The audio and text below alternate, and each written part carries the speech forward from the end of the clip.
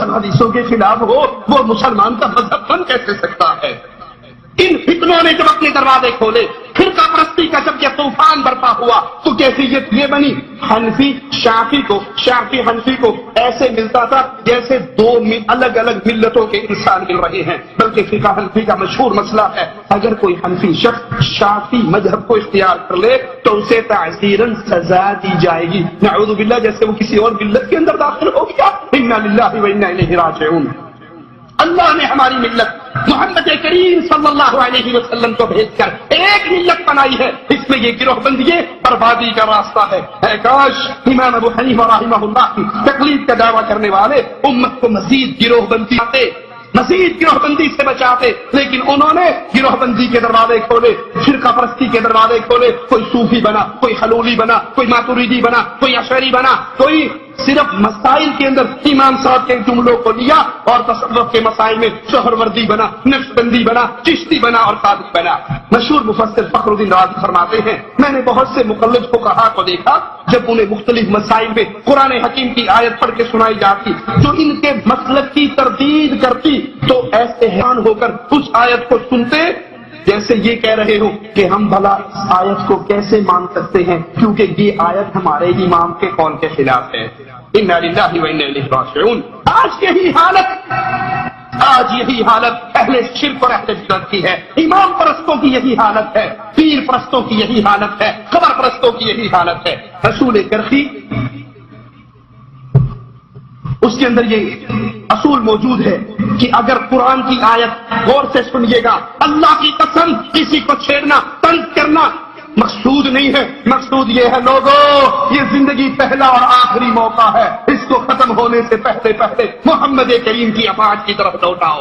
اصول موجود ہے، اگر قرآن کی آیت امام کے قول کے خلاف آئے، قرآن کی آیت امام کے قول کے خلاف آئے، رسول کی حدیث امام کے قول کے خلاف آئے، صحابی کا اثر امام کے قول کے خلاف آئے، پہلے تو اس کی تعویل کر کے امام کے قول کے مطابق کرنے کی کوشش کریں گے، اگر کامیاب نہ ہوئے تو قرآن کی آیت اور نبی کے فرمان کو منسوخ جانیں گے، امام کے قول کو کبھی نہیں چھوڑیں گے۔ انا للہ و انا الیہ راجعون۔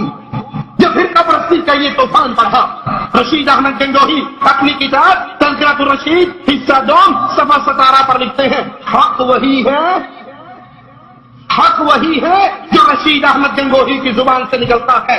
اللہ کی قسم میں کچھ نہیں ہوں، لیکن اس دور میں ہدایت اور نجات موقوف ہے میری اتباع پر۔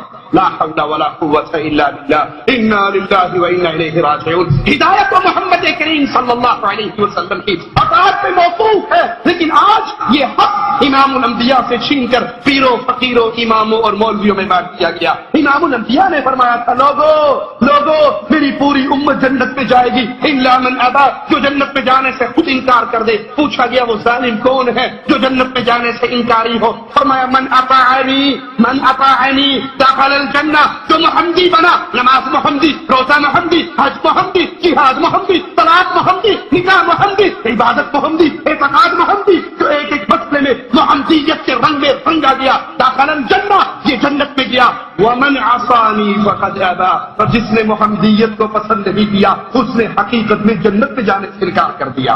لیکن یہاں یہی حق اپنے اماموں کو دے کر کہا جا رہا ہے، پیر صاحب نے کہا ہے، گنگوہی صاحب نے کہا ہے کہ حق وہی ہے جو رشید احمد کی زبان سے نکلتا ہے۔ اپنے مذہب کو ثابت کرنے کے لیے فرقہ پرستی کے اس طوفان نے، تعصب پرستی کی آگ نے امت کو کہاں تک جلا دیا ہے؟ اپنے پاس سے قرآن حکیم کی آیات بنا کر اپنے مذہب کو ثابت کیا، قرآن میں جھوٹی آیات بنائی۔ اباح الادلہ شیخ الہند محمود الحسن دیوبندی کی کتاب ہے جو 1330 ہجری میں دیوبند سے چھپی، اس کا صفحہ 97 ہے۔ اس میں قرآن پاک کی ایک آیت فَإِن تَنَازَعْتُمْ فِي شَيْءٍ فَرُدُّوهُ إِلَى اللَّهِ وَالرَّسُولِ، قرآن کی آیت کیا ہے؟ فَرُدُّوهُ إِلَى اللَّهِ وَالرَّسُولِ إِن كُنتُمْ تُؤْمِنُونَ بِاللَّهِ، لیکن وہ آیت اپنے پاس سے بناتا ہے، اگر تم فَإِن تَنَازَعْتُمْ فِي شَيْءٍ فَرُدُّوهُ إِلَى اللَّهِ وَالرَّسُولِ، وَإِلَىٰ أُولِي الْأَمْرِ مِنْكُمْ، اگر تمہارا جھگڑا ہو جائے اپنے جھگڑے کو اللہ، رسول اور اپنے علماء کے پاس پیش کر دو۔ کیسا ہے؟ ظاہر ہے اولو الامر سے مراد آیت میں سوائے انبیاء کرام کے کوئی اور ہیں، تو صاف ظاہر ہے کہ جیسے نبی کی اطاعت واجب ہے اس طرح غیر نبی کی اطاعت کی واجب ہے۔ کہتا ہے آپ نے قرآن پاک کی آیت فردوہ الی اللہ والرسول ان کنتم تؤمنون باللہ والیوم الآخر، یہ اصل آیت ہے۔ کہا یہ تو پڑھ لی، لیکن جس قرآن میں یہ آیت ہے اسی قرآن میں جو ہم نے پہلے آیت بیان کی وہ ہے۔ اللہ قسم قرآن کے 30 پاروں میں یہ آیت موجود نہیں ہے۔ اپنے مذہب کو ثابت کرنے کے لیے، اپنے ایمان کی اندھی تقلید کو ثابت کرنے کے لیے اگر ظالموں کو قرآن کے اندر تحریف کرنی پڑی تو وہ بھی کر گئے۔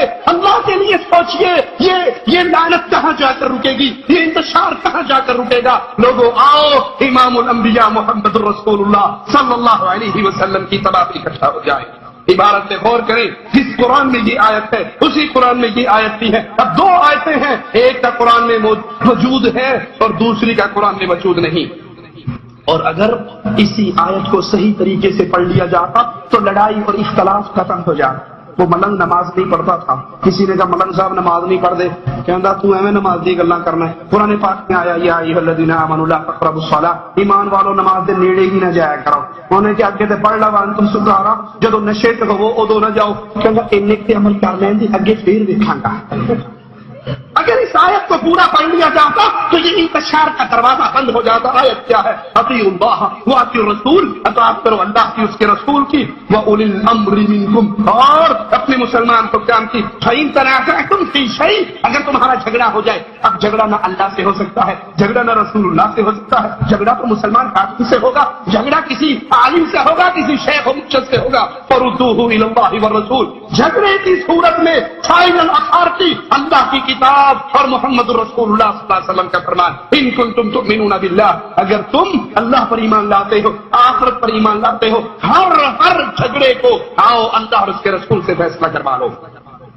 ماسٹر امین اکاڑوی پاکستان کا ایک مولوی، وہ اپنا رسالہ تحقیق مسئلہ رفع الیدین کے اندر صفحہ نمبر 6 پہ رفع دین نہ کرنے کی جب کوئی صحیح حدیث انہیں نہ ملی تو اپنے پاس سے قرآن کی آیت خود گھڑ کے اس رسالے میں لکھی۔ آؤ میڈ ان اکاڑا آیت سناؤ۔ یا ایھا الذین آمنوا قیل لهم کفوا ایدیکم واقیموا الصلاۃ حول ولا قوة الا باللہ انا للہ وانا الیہ راجعون۔ اللہ کی قسم یہ فرقہ پرستی کا بت بہت بڑا بت ہے، یہ امت کی بربادی کا بہت بڑا بت ہے، اس نے امت کو ہلاک کر دیا ہے۔ اس تعصب کی چادر سے باہر آؤ، جس نبی کا نام کلمے میں لیتے ہو، جس نبی کا نام اذان میں سنتے ہو، جس نبی کا نام تکبیر میں سنتے ہو، جس پہ درود اور تحیات میں پڑھتے ہو، آؤ اس نبی کو کھلے ہوئے سینوں سے قبول کر کے زندگی کا ہر مسئلہ اس کی حدیث سے لینا شروع کر دو۔ اس کا ماہنامہ تجلی جلد نمبر 19 شمارہ 11 ماہ جنوری فروری 1968 صفحہ 47 پر اس کے ایڈیٹر عامر عثمانی صاحب فاضل دیوبند، ان سے ایک سوال کرنے والا سوال کرتا ہے، ہمیں 12 سال کے بچے نے نماز پڑھائی، تراویح ہماری ہو گئی یا نہیں؟ جواب قرآن و حدیث کی روشنی میں دینا۔ سوال کرنے والے نے سوال کیا، عثمانی صاحب نے جواب دیا، جواب دینے کے بعد کہنے لگے یہ تو جواب تھا، اب چند سطریں تمہاری اس ڈیمانڈ پر بھی لکھوں کہ جواب قرآن و حدیث سے چاہیے۔ یہ اس قاعدے سے ناواقفیت کا نتیجہ ہے کہ مقلد کے لیے قرآن اور حدیث کے حوالوں کی ضرورت نہیں ہے، صرف اپنے امام کا قول کافی ہے۔ انا للہ و انا الیہ راجعون۔ ارے فاروق اعظم نے کہا تھا آج کے بعد کوئی حج تمتع نہ کرے، سجا لگتے جگر اٹھا تھا۔ ابن عمر نے کہا تھا لوگوں گواہ رہنا میں حج تمتع کر رہا ہوں۔ کہنے والے نے کہا تیرا بابا روکتا ہے تو کرتا ہے، جواب میں کہتے ہیں من ابھی، بابا کون ہوتا ہے؟ نزل الشریعہ علی محمد صلی اللہ علیہ وسلم وما نزل الشریعہ علی ابی، جبرائیل قرآن لے کر جب بھی نازل ہوا ہے وہ عبداللہ کے باپ عمر پہ نازل نہیں ہوا، فاطمہ کے باپ محمد پر نازل ہوا ہے صلی اللہ علیہ وسلم، بلکہ تعصب کی زینت کو پہن کر صحابہ کرام تک کو جن صحابہ کی روایات ان کے مذہب کے خلاف آتی ہیں، ان کی تعصب والی دیوار سے وہ روایات ٹکراتی ہے، تو ان صحابہ کی توہین کیسے کی جاتی ہے؟ فقہ حنفی کی مشہور کتاب اصول شاشی ہے، اس میں لکھتے ہیں کہ ابو ہریرہ انس بن مالک یہ غیر فقیہ تھے۔ انا للہ و انا الیہ راجعون۔ فقیہ کون ہوتا ہے؟ جسے دین کی سمجھ بوجھ ہو۔ کہا ابو ہریرہ اور انس بن مالک کو دین کی سمجھ بوجھ نہیں تھی، یہ غیر فقیہ تھے۔ مذہبی تعصب کی ایک اور مثال پہ غور کیجئے، در مختار جلد نمبر 1 صفحہ 42 سے لکھتے ہیں کہ عیسیٰ علیہ السلام جب نازل ہوں گے تو